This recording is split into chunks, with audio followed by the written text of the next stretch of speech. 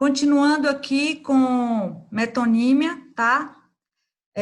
A metonímia também pode substituir o continente pelo conteúdo. Como assim? Quando você diz beber o cálice todo, você está substituindo, tá? O conteúdo que seria o líquido que estaria ali no cálice pelo continente. Cálice é a vasilha, o continente. É como quando você diz assim, ei, fulano comeu 2 pratos de comida. Ele não comeu os pratos, né? Ele comeu o alimento, mas você está trocando aí o continente, né? Ou seja, o prato, a vasilha, pelo conteúdo que seria o alimento. Então, isso é troca de continente pelo conteúdo. Parte pelo todo. Quando você diz várias pernas passavam apressadamente, tá? Assim como essa figurinha aqui, olha. Essa figurinha, ó, parte pelo todo. Né? Fulano foi pedir a mão de Joana em casamento. Então, por que que é parte pelo todo? Porque não é só a mão, mas ele pede a mão, ele quer a moça inteira, ele quer toda, né, o todo. Mas aqui você houve a substituição da parte pelo todo, como no caso aqui, tá? Várias pernas passavam apressadamente. As pernas não passam só, seriam as pessoas, né? Várias pessoas passavam apressadamente. Mas a troca do todo, que seriam as pessoas, pela parte das pessoas que seriam as pernas, tá? Por isso que diz parte pelo todo. Espécie pelo indivíduo. O homem foi à Lua. Então, alguns astronautas são os indivíduos, mas a espécie desses astronautas é homem, tá? Inclusive, se for, poderia aqui, dentre esses astronautas, haver mulher, tá? Mas, no caso aqui, a espécie, né, que seria homem. Então, por isso que se diz a troca da espécie pelo indivíduo. O símbolo pela coisa simbolizada. A balança penderá para teu lado. Então, o que que é a balança, tá? A balança é a justiça. Então, ele trocou aqui, tá? No caso, justiça pelo símbolo, né? Que seria balança. Balança é símbolo. Pessoal, desliga aí, por favor, os microfones. Tá dando ruído aqui. Aqui a gente já viu, tá? Que é a parte pelo todo, já comentei. Também tem a marca pelo produto, tá? Ao invés de falar, né, o produto, você troca, né, esse produto pelo nome, o nome já conhecido, como neste caso aqui, ó, Bombril, tá? Bombril é lã de aço, mas ninguém diz assim, a mãe diz assim, ô filho, vai lá ao mercado comprar lã de aço. Ela pede, vá lá, compre lá. Bombril, tá? Bombril é o produto, aliás, a marca. O produto é a lã, tá? A lã de aço. Cotonete, né? Ninguém fala assim para alguém, vai à farmácia comprar uma haste flexível. Haste flexível é produto, mas a marca é cotonete. Você diz assim, fulano, compra lá um cotonete para mim. Por quê? Você trocou o produto, né, pela marca. É tão conhecida que você já usa a marca como se fosse o produto mesmo. Maisena, tá? Que é amido de milho, mas ninguém diz compra lá um pacote de amido de milho, a pessoa já diz logo o nome aí da marca, Maisena, tá? Band-aid, né? Band-aid, ninguém diz compre um curativo adesivo, a pessoa já fala traga lá um band-aid para mim, para eu colocar aqui nesse ferimento, tá? Porque Band-aid é a marca, por isso que é a marca, a troca do produto pela marca, tá? Xerox ou Xerox, tá? Que no caso aqui seria fotocópia, né? Você não diz. Eu lembro na sala vocês tiram lá para mim uma Xerox. Ô, Pro, deixa eu pedir Mônica para tirar uma Xerox, né? Ninguém diz. Vou lá a secretaria tirar uma fotocópia. Por quê? Porque é tão conhecida aqui, né? A marca Xerox ou Xerox que você não usa aí o nome do o produto, você usa a marca. Leite moça, né, que seria leite condensado, miojo, né? No lugar de macarrão instantâneo, tá? Porque o produto é macarrão instantâneo e aí a marca é miojo. Mas ninguém diz assim, faz lá o macarrão instantâneo, faz lá o miojo para mim. Jeep, né? Que no caso aqui a marca, tá? Também é usado para se referir ao produto, né? Que seria o carro off-road. Então, você usa o nome Jeep. Chicletes, né? É o nome aí também da marca. Ao invés de goma de mascar, aí você, tem um chiclete aí, né?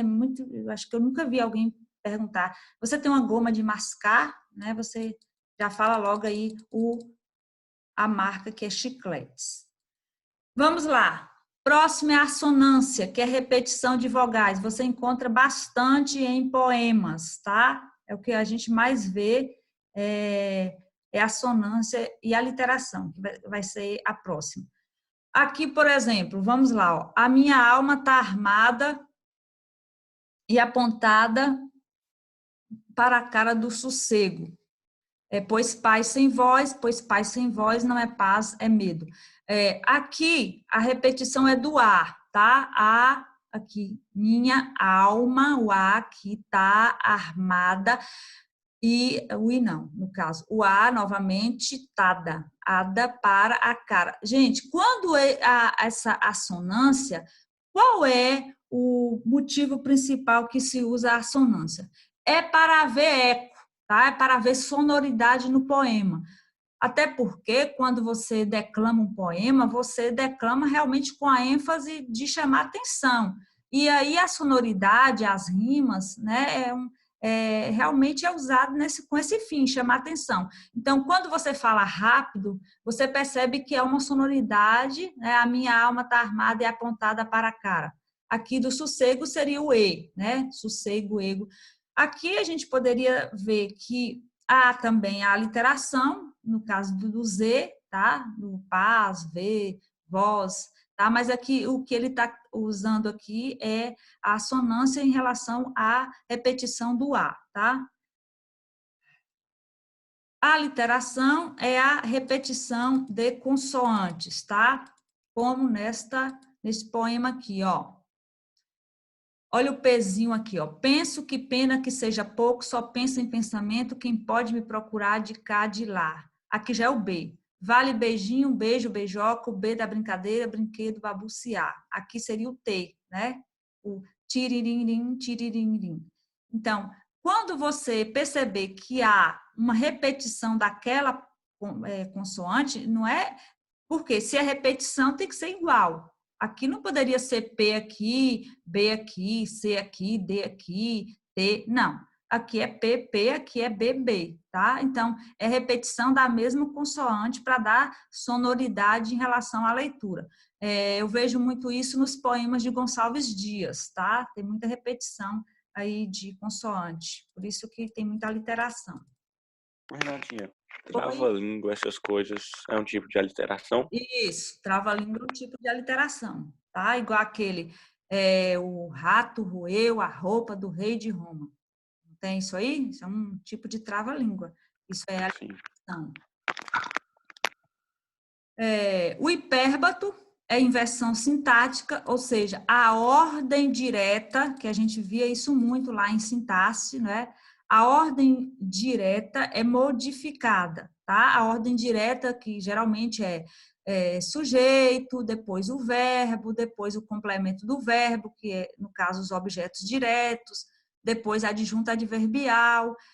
Isso é a ordem direta. Quando você desconstrói aquela ordem, você coloca sujeito no meio, adjunto adverbial no início, etc., né? Você muda essa ordem, aí você tem tá? Inversão sintática. E isso também, pessoal, ocorre quando eu for explicar as orações subordinadas para vocês, as orações adverbiais, por exemplo. Então, quando há essa inversão, também você tem hipérbato, tá? Não é só em relação a sujeito e predicado e adjunto adverbial, não. Ó, Renatinha. Oi, fala, Júlia. Hipérbato e Pálade tem alguma semelhança? Hipérbato e pálade? Não, Não, não, né? não. Vou explicar para vocês por que que não. Ó, ouviram do Ipiranga as margens plácidas de um povo heróico brado retumbante. Por que que isso é impérbato? Porque a ordem direta deste período é assim: as margens plácidas do Ipiranga ouviram o brado retumbante de um povo heróico. Aí você diz assim, ué, mas não tem sentido isso. Como é que margem plácida ouve brado? Pessoal, quando a gente fala de sintaxe, lembra que eu disse que não tem muito essa questão de sentido. Eu ainda dizia assim, o carro comeu um pastel ontem. Tem sentido essa frase? Não tem. Carro não come, mas para sintaxe ele quer saber se existe sujeito, se existe o verbo, transitivo direto, indireto, etc. Se existe objeto, se existe adjunto adverbial. E aqui tem problema, aqui tem tudo. As margens plácidas do Ipiranga é o sujeito, depois o verbo transitivo direto, depois o objeto, tá? Depois a gente tem o complemento. Então, o que que acontece aqui? Tá tudo ok. O que houve foi inversão. Aqui está na ordem direta, você tem um hipérbato, e aqui está na ordem direta. Então, tem que estar prestando atenção, isso aí, na no Enem ou vestibular que vocês vão fazer, porque eles costumam muito cobrar essa inversão, tá? Próxima é perífrase ou antonomásia, tá? Que é a mesma coisa. Perífrase e antonomásia é a mesma figura. Usamos expressões especiais e conhecidas, tá? Vocês vão ver por quê. Para falar de alguém ou de um lugar. Como, por exemplo, nesta frase. Cidade maravilhosa seria essa expressão especial e conhecida. Por que que tem que ser conhecida? Porque não adianta eu usar uma expressão para se referir a uma cidade como Rio de Janeiro se ninguém ouviu falar. Só que hoje, se você liga o jornal e o William Bonner diz assim, a cidade maravilhosa recebeu turistas do mundo inteiro na época do carnaval. Você entende que é o Rio de Janeiro. Por quê? Porque esta expressão já está tão conhecida, tão familiar, que usar Rio de Janeiro ou cidade maravilhosa praticamente é sinônimo, tá? Então, por isso que tem que ser conhecida. Rei da selva, leão. Então, se você disser rei, por exemplo, do Quênio, quem é rei do Quênio? Não sei, nunca ouvi falar. Então, essa expressão aqui já é familiar dos falantes, né, de uma comunidade. No caso aqui, nossa, né, comunidade do Brasil. Então, usar aí o rei leão, usar leão para se referir a rei da selva, todo mundo vai identificar que é leão.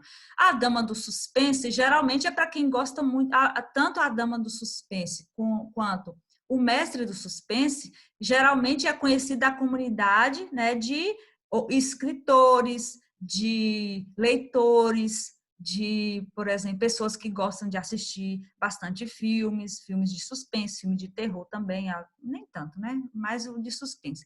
Então, se você falar nessa comunidade, a pessoa vai saber quem é Agatha Christie, quem é Alfred Hitchcock. Se eu disser, por exemplo, o rei, quem gosta de música vai saber que eu estou falando de Roberto Carlos. Agora, se eu disser o rei do futebol, você vai se referir, você vai entender que eu estou falando de Pelé, porque foi tão usada essa expressão, é tão familiar que praticamente a maioria dos brasileiros, né, vai saber de quem se trata. Catacrese. A catacrese, aqui tem a explicação, costuma ocorrer quando por falta de um termo específico. Não é comparação, tá? Como no caso lá que a gente viu de metáfora. Aqui é quando você não tem um termo adequado, específico, para designar, né, um conceito ou nomear alguma coisa, principalmente em relação a uma parte de uma coisa, né? Então, você toma um outro emprestado, toma, sei lá, um até que pode até já existir, como nesse caso aqui, asa. Se você falar o termo do sentido original de asa, você vai remeter à asa de um pássaro, né? A asa do beija-flor está quebrada, né? A asa da andorinha está ferida. Mas eu não sei como é que eu uso aquela partezinha da xícara, que termo eu vou usar. Então, eu vou lá e coloco a asa da xícara. Batata da perna, né? Apesar de que tem um termo, né, científico, né, que seria panturrilha. Mas dificilmente você vai ouvir uma pessoa, principalmente no sentido coloquial, falar: eu estou com dor na panturrilha. A pessoa vai falar: estou com dor na batata da perna. Maçã do rosto. Principalmente quem trabalha com maquiagem, né? A pessoa fala assim: passa aí mais um pouco de blush, né? Aí nas maçãs do rosto para ficar mais visível, mais corada, alguma coisa assim. Pé da mesa, né? Você não sabe qual termo usar, né? Você usa o pé, mas o sentido original, né, de pé não seria para isso aqui, porque é uma parte do corpo. Braço da cadeira, a mesma coisa, né? Braço, você é uma parte do corpo humano, né? Coroa do abacaxi, a gente sabe o que significa coroa, mas qual termo usar para aquela parte, né? Aquela parte verdinha ali, cheia aquelas folhinhas ali. Então, você está usando um termo, né, que não é o seu sentido original para designar essas partes aí de coisas, de frutas, até de partes do corpo, né, como aqui, a perna. Então, você usa esses termos aí. O próximo é a anáfora. A anáfora é das figuras de linguagem mais usadas ou cobradas, na verdade, em vestibular, tá? Cuidado para a gente não fazer a confusão entre anáfora e polissíndeto, tá? Polissíndeto, geralmente, é a repetição do i, tá? Depois eu vou colocar, vou fazer outras atividades e vou ver se eu consigo algumas questões que tem o polissíndeto, que também é uma figura, mas eu acho que não está aqui nos slides. Então, vamos lá. Anáfora, repetição de uma ou mais palavras para dar ênfase a uma ideia. Geralmente, né, é usado nos versos, no início, aqui. Início de versos de poemas, como nesse caso, tá? Nem um minuto se passa, nem um instante passa, nem uma brisa perpassa, sem uma lembrança aqui, tá? De Fagundes Varela, tá? Aqui, a maior repetição é para o nem, mas apesar de o sem não ser igual, mas a sonoridade se transforma, né, praticamente igual, né? O nem aqui, o finalzinho sendo sem. Então, essa repetição aqui, né, desses itens, para dar não só a ênfase, mas em alguns casos até sonoridade para o poema, tá? Como nesse caso aqui. Mas geralmente eles usam mais a questão para enfatizar a ideia. Paronomásia seria aí a questão dos parônimos, associar, né, os parônimos para que haja um sentido cômico, porque vai haver esses trocadilhos aqui, como nesse caso, ó. Não vou apressar na compra de um carro. Esse apressar aqui é de ter pressa, tá? Aqui é de ter pressa, por isso que está com 2 S's. Pois quero antes apressar o valor em algumas concessionárias. Então, apressar aqui é saber o preço, tá? Mas quando você fala, o que acontece? O som é igual, tá? O som de apressar e aqui apressar é igual. O que muda é a grafia. Um é com 2 S's e o outro é com C cedilha. Então, isso são os parônimos. Na verdade, isso aqui não é nem parônimos, seria homônimos, mas ele encaixou aqui como paronímia, tá? Mas, na verdade, isso aqui é homônimo. Mas eu não me lembro se tem figuras chamadas homonímia, eu acho que encaixou tudo aí em paronímias, tá? Paronomásia é paronímia. Inclusive, o Enem cobra bastante, viu? Paronímia. Seria aí parônimos e homônimos. A gente já viu, eu acho que no primeiro ano. Mas a gente pode até fazer uma revisãozinha aí. Elipse A gente tem que ficar atento porque tem a diferença entre elipse e zeugma, tá? Elipse vai ser, né, consistir na omissão de um mais termos numa oração que podem ser facilmente identificados, tanto por elementos gramaticais presentes na própria oração, quanto pelo contexto. Exemplo. Então, vamos lá. Quando eu falo a frase a cada um o que é seu, o que que acontece?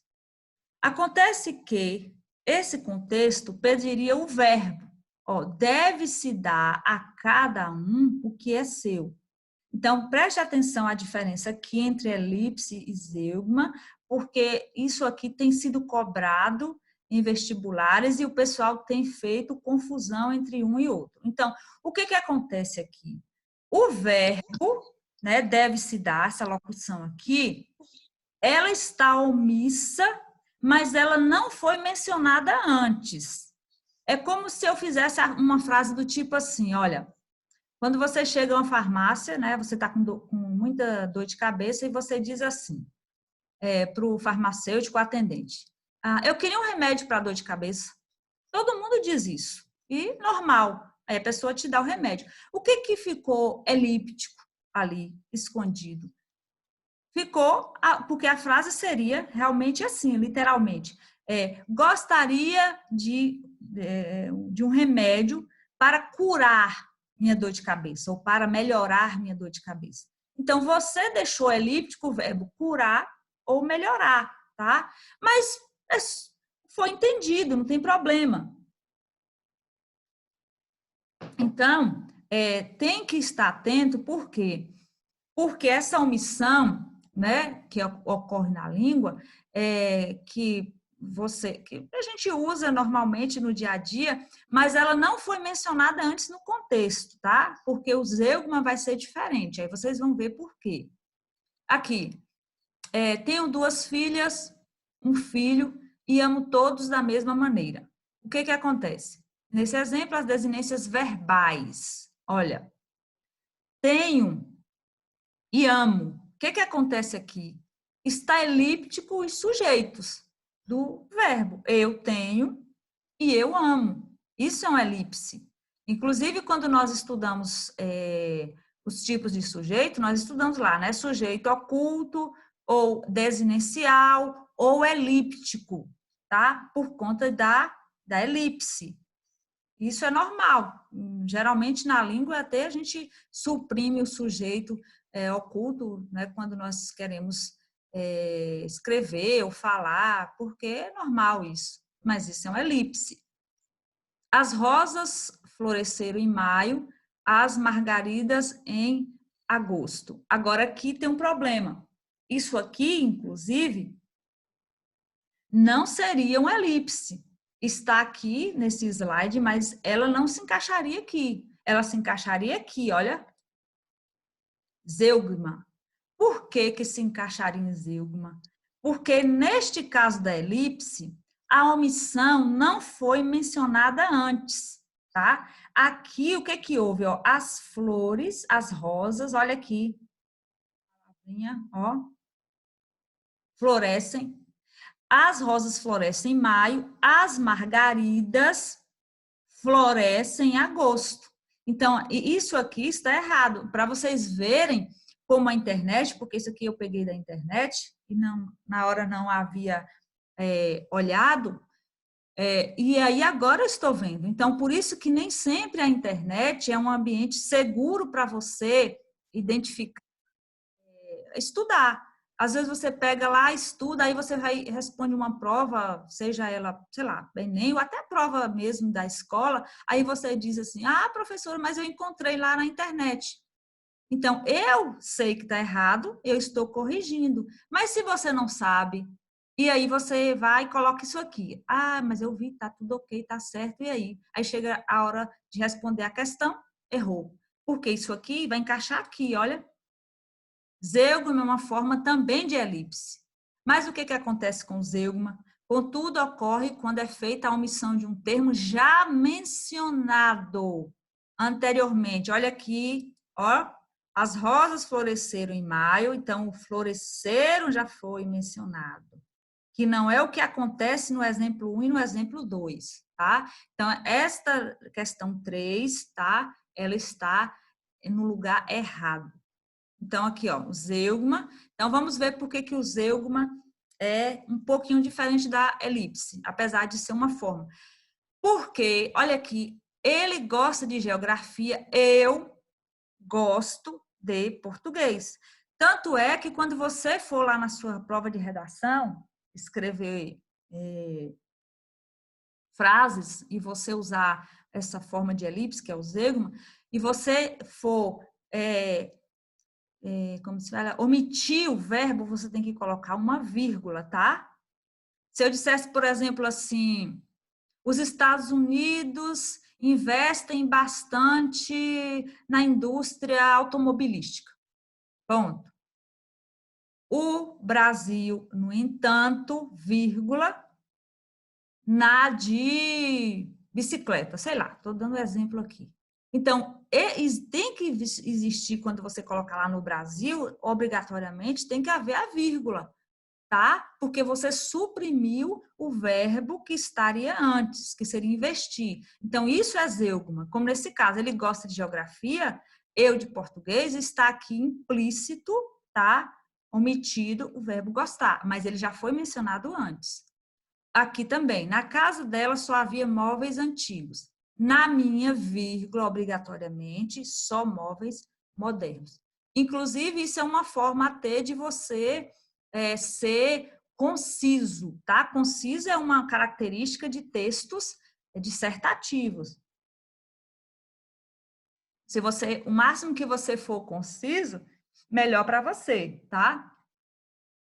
Ela gosta de natação, eu de vôlei, né? Que seria eu gosto de vôlei. A vírgula obrigatória aqui. No céu há estrelas, na terra, vírgula, você, porque aqui tem o verbo haver, né? Seria na terra a você. Então, veja a diferença entre zeugma. Zeugma, a omissão existe na segunda frase, mas ela já foi, né? A palavra já foi escrita antes, tá? Então, é diferente da elipse. Então, por isso que vocês têm que ter cuidado na hora de estudar pela internet, porque veja que eu peguei lá uma parte que estaria errada, né?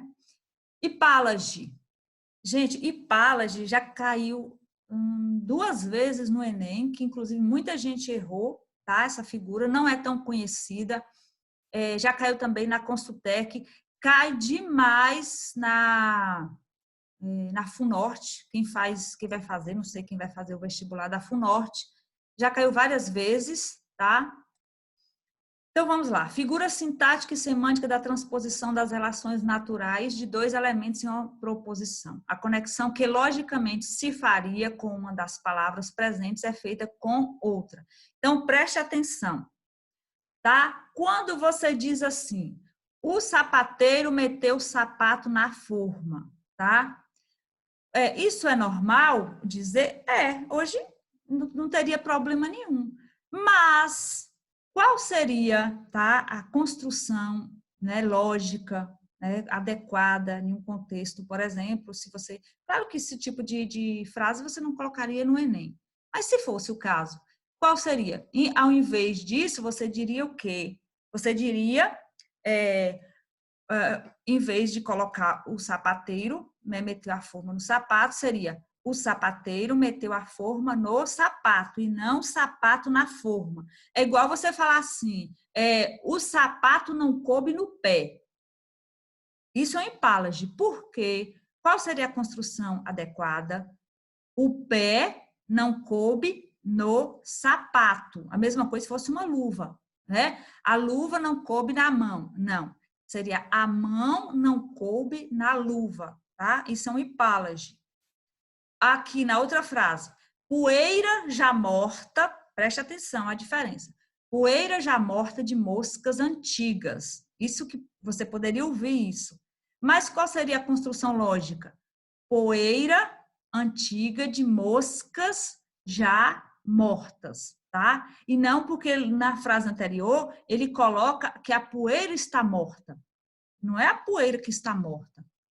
A poeira, quem está morta aí são as moscas, tá? Então, por isso que é a poeira antiga, né?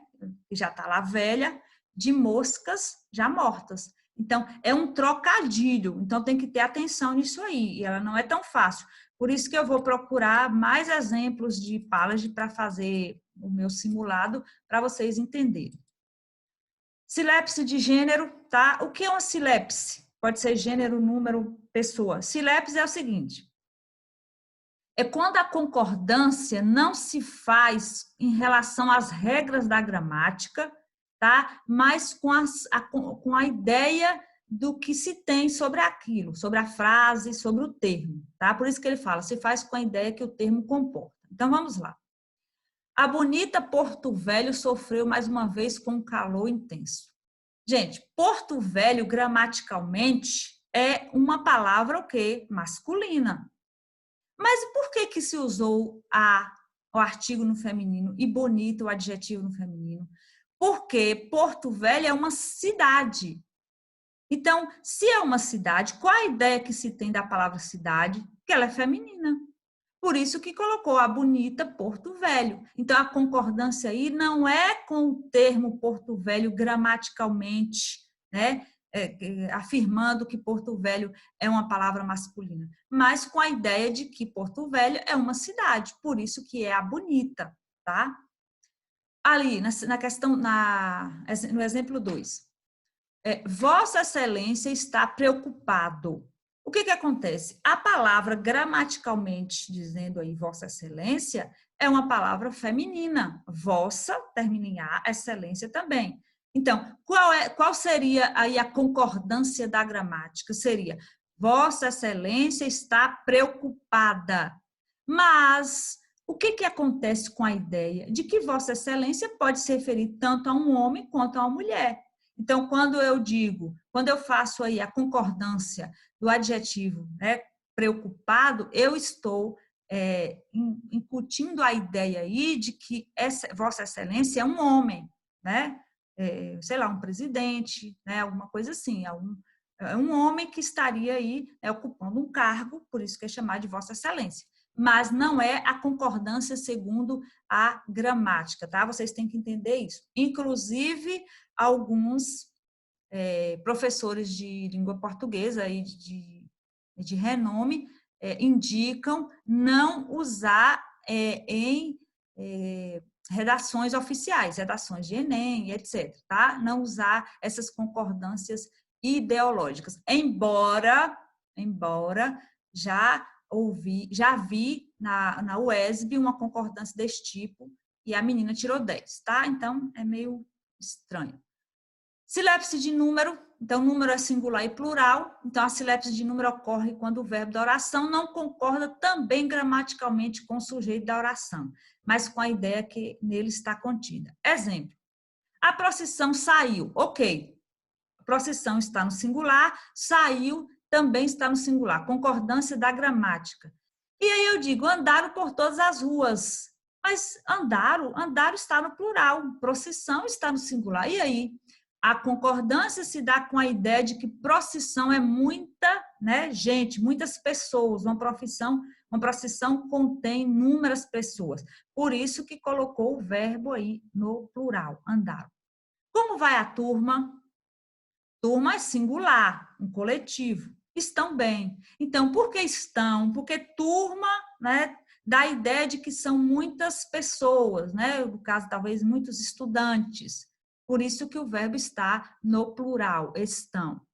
O povo corria por todos os lados e gritava muito alto. Então, o corria está concordando com o povo gramaticalmente dizendo, mas gritavam já é uma concordância de silepse, concordância de número. Por quê? Porque povo dá a ideia de muitas pessoas. Então, por isso gritavam está no plural, tá? Então, a explicação aí embaixo é essa explicação que eu acabei de mencionar. Então, temos que estar atentos em relação a isso. Agora, isso pode cair no Enem para você identificar como correta? Pode. Está correta segundo a gramática, tá? As concordâncias de silepses, tá? Ideológicas, elas são aceitas pela gramática. Por isso que eu não entendo porque que alguns professores dizem que não deve se usar no Enem. Como eu já disse, na UESB já vi notas altas.